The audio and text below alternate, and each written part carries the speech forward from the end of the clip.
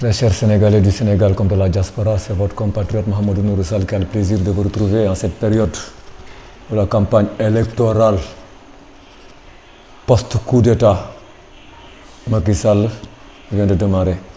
Et je vous retrouve afin d'échanger sur les programmes que nous proposent en général certains candidats, les candidats en général.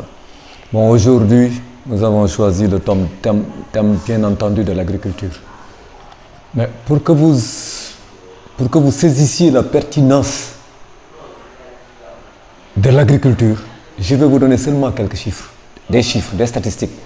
Concernant des pays très développés, je vais concernant les États-Unis, qui est la première puissance économique mondiale, concernant la Chine, qui est la deuxième puissance économique mondiale, certains même disent que elle dépasse les États-Unis en termes de PPI, comme ils disent, parité de pouvoir d'achat. Et concernant l'Inde et d'autres pays, quelques pays européens, etc. Et ces chiffres sont ultra révélateurs. C'est à partir de ces chiffres maintenant que nous allons nous prononcer sur ce que proposent nos candidats concernant l'agriculture. Pour commencer, nous vous donnerons les superficies emblavées occupées par l'agriculture, consacrées à l'agriculture dans ces différents pays. Pour ce qui est des États-Unis, c'est 410 millions d'hectares. Autrement dit, si vous convertissez en kilomètres carrés, ça vous donne 4 100 000 kilomètres carrés. Autrement dit, l'équivalent de 20 fois la superficie de tout le Sénégal. 20 fois la superficie de tout le Sénégal consacrée à l'agriculture au niveau des États-Unis.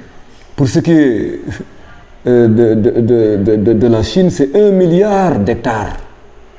1 milliard d'hectares. Autrement dit, si on convertit en kilomètres carrés, c'est 10 millions de kilomètres carrés que les Chinois consacrent. C'est la surface consacrée par les Chinois à l'agriculture.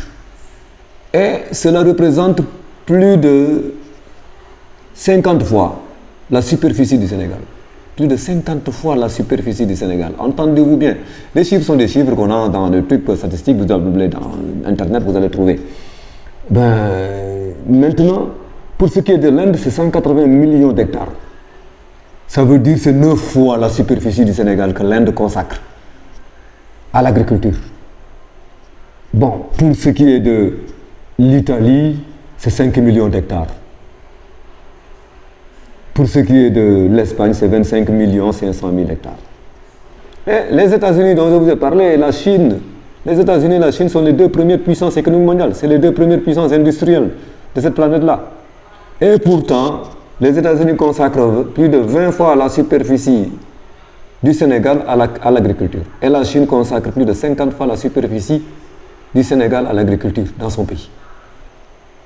Et que produisent les Chinois en termes de riz? Quelle est la production en termes de riz? En Inde, c'est 133 millions de tonnes qui est produite pour le riz chaque année. 133 millions de tonnes de riz chaque année. Tandis que, et ils en exportent, l'Inde en exporte 16 millions de tonnes. Tandis que la Chine produit 214 millions 400 000 tonnes de riz chaque année. Sur 30 millions d'hectares, 30 millions 400 000 hectares consacrés à la riziculture. Donc ce qui donne un rendement de 7 tonnes par hectare. 7 tonnes à l'hectare en Chine. Pour ce qui est des États-Unis qui cultivent du riz eux aussi, les États-Unis qui cultivent du riz eux aussi, c'est 10 300 000 tonnes de riz qu'ils produisent chaque année. 10 300 000 tonnes qu'ils produisent chaque année. Et quand la Thaïlande produit 20 millions de tonnes de riz chaque année.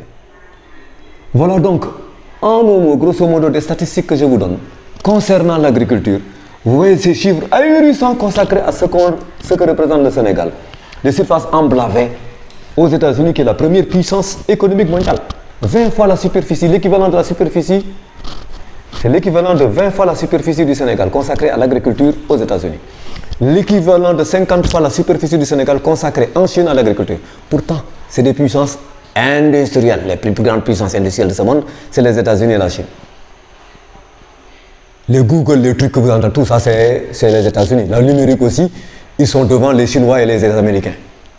Pourtant, en agriculture, c'est comme si ils ne veulent jamais abandonner l'agriculture, compte tenu de l'énormité des surfaces consacrées à la production agricole. Et j'avais dit ici dans une vidéo que la Chine même consacre 1,7% de son PIB à la subvention, aux subventions agricoles dans son pays. 1,7% de son PIB qui est l'équivalent de 304 milliards de dollars. Multiplié par 600 pour avoir l'équivalent en francs CFA. C'est-à-dire, c'est même en termes de PIB du Sénégal, c'est plus de 15 fois, si je me trompe, non, 4 fois 3, 12 fois le PIB, plus de 12 fois le PIB du Sénégal qui est consacré à des subventions par le gouvernement, à des subventions agricoles par le gouvernement chinois. Donc, si l'on entend maintenant nos candidats là, on dirait que l'agriculture ne pose aucun problème au Sénégal, dans un pays où la consommation la plus connue ici, c'est le riz. Et même le Sénégal, même le Tchèboudien nous dit que c'est un plat sénégalais. C'est le riz que nous consommons. Nous importons 3 millions de tonnes de riz chaque année. Importation à laquelle nous consacrons 750 milliards de francs CFA chaque année. Mais, donc si ces derniers-là consacrent des surfaces aussi impressionnantes à l'agriculture, nous, que devons-nous faire? Et des pays qui sont les pays les plus industrialisés, l'Inde, plutôt la Chine et les États-Unis. Et je vous ai parlé aussi de l'Espagne qui consacre 25 millions d'hectares. Mais nous, ici, c'est ridicule, les surfaces consacrées à l'agriculture. Il n'y en a pas, pratiquement pas, c'est ridicule. On a 3 grands fleuves, on n'a pas aménagé, et nos candidats, les candidats pris dans le général, je parle généralement, en lisant leur programme sur l'agriculture, certains vous parlent de moderniser l'agriculture, oui, mais avant de moderniser, il faut d'abord qu'il y ait des surfaces emblavées. Il faut qu'on emblave des surfaces pour l'agriculture. Au niveau de la vallée du fleuve Sénégal, c'est une honte. Même il y a un de mes amis qui me rapportait qu'un de ses amis blancs était venu au Sénégal, était parti jusqu'à Rosso Mauritanie, était revenu lui dire, mais écoutez, mais moi, qu'est-ce qui se passe là? J'ai l'impression qu'au Sénégal, on a voté une loi à l'Assemblée nationale pour interdire l'agriculture, pour interdire aux gens d'aller cultiver. Parce qu'avec toutes les surfaces que j'ai vues, le long du fleuve jusqu'à Rosso Sénégal là, mais je me demande, mais qu'est-ce qu'ils font ces Sénégalais là? Ils ont toute cette eau et ils ne veulent pas cultiver. On n'a pas aménagé de terre pour cultiver. Alors qu'on peut en aménager. Donc l'essentiel de leur campagne, de leur programme, ça devait se tourner vers l'aménagement de terres rizicoles. L'aménagement de terres rizicoles. Énormément de terres au niveau de la vallée du fleuve Sénégal, comme de la vallée de l'Anambé, comme de la vallée du fleuve Casamance. On peut aménager énormément de terres pour inciter les gens à cultiver et ensuite financer cela. C'est-à-dire on peut aménager, maintenant, accompagner ces paysans, comme les Chinois qui accompagnent leurs paysans avec 304 milliards de dollars de subventions par an. Nous aussi faire de sorte qu'on puisse avoir des banques qui sont là pour financer les paysans. Peut-être des financements sans intérêt, mais qu'ils cultivent du riz et qu'ils cultivent des céréales dont on a besoin. Mon Dieu! Mais on n'entend pas, c'est-à-dire dans les programmes, on n'entend pas cela. Clairement, qu'il faut qu'il y ait des aménagements qui se font. Et les aménagements, qu'on ne dise pas que ça coûte cher.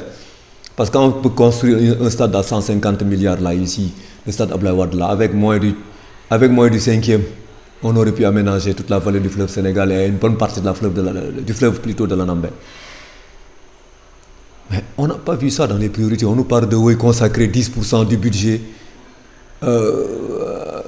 à l'agriculture. C'est pas ça le problème. Le problème, c'est qu'il faut avoir un plan clair, concis, qui vise à atteindre un développement agricole, l'autosuffisance en riziculture. La Chine produit 240 et quelques millions de tonnes de riz par an. C'est-à-dire qu'ils ont un rendement donc de 7 tonnes par hectare. Mais il ne faut pas que les gens se mettent là, dormir sur lui en disant que oui, il faut qu'on fasse ça dans l'agriculture. Il faut un programme clair et concis, sinon l'agriculture ne va jamais se développer. Ce n'est pas avec des vœux pieux là, qui ne tiennent pas compte de la réalité qui est que au Sénégal, l'agriculture n'existe pas. On est à l'âge, on est au précambrien concernant l'agriculture au Sénégal. On ne cultive rien. Ce n'est pas en cultivant rien qu'on va nourrir les Sénégalais. Ce n'est pas en ne cultivant pas de céréales, de maïs, de mil qu'on va nourrir les Sénégalais. On a besoin de bœuf, de viande, de produits carnés.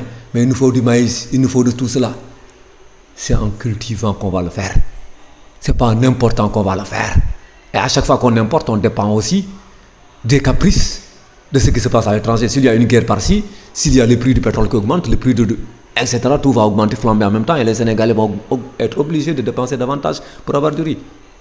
Donc soyons sérieux, les programmes que nous proposent ces gens-là, il faut que ce soit des programmes articulés sur le développement agricole de ce pays d'abord. Parce que sans agriculture, même l'industrie avant que ça ne commence, il y avait déjà l'agriculture. L'agriculture existe depuis plus de 40 000 ans sur Terre, chez l'espèce humaine. L'agriculture était déjà là et l'industrie s'est appuyée sur l'agriculture pour pouvoir décoller. On ne peut pas faire un développement industriel en laissant l'agriculture en rade, c'est pas possible. Ceux qui le disent, c'est qu'ils n'ont rien compris à l'histoire économique de la planète Terre, que ce soit aux États-Unis, que ce soit en Europe ou ailleurs en Asie. Il a fallu d'abord des révolutions agricoles qui ont précédé. C'est des révolutions agricoles qui ont précédé les révolutions industrielles. L'industrie s'appuie d'abord sur l'agriculture pour décoller, pour démarrer, pour décoller. Il ne faut pas croire qu'on peut faire une agriculture là, une industrie qui s'est enracinée sur le ciel là, alors que la terre est là, ce que ça produit, l'industrie n'en a que foutre. C'est des illusions qu'il faut perdre. On ne peut pas développer industriellement le Sénégal tant que le Sénégal ne sera pas développé en matière d'agriculture. Ça que ce soit clair, donc il faut qu'on aménage. Nos candidats là, ils doivent savoir qu'il faut qu'on aménage énormément de terres qu'on doit consacrer à la riziculture. Et à d'autres cultures bien entendu, mais essentiellement à la riziculture parce que c'est la riziculture qui est la priorité avant de passer aussi aux autres céréales.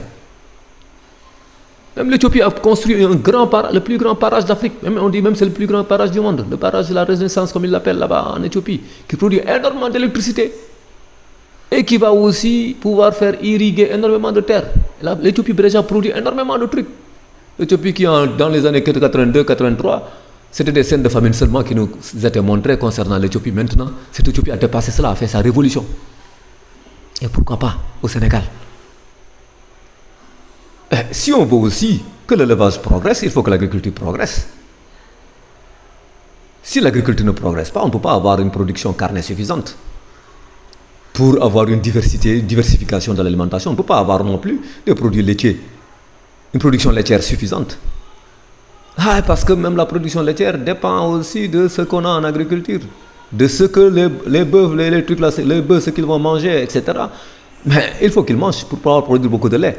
Ce qu'ils mangent aussi, c'est enrichi, ainsi de suite. Mais il faut d'abord qu'il y ait des céréales qui sont enrichies pour que les bœufs puissent produire davantage de lait.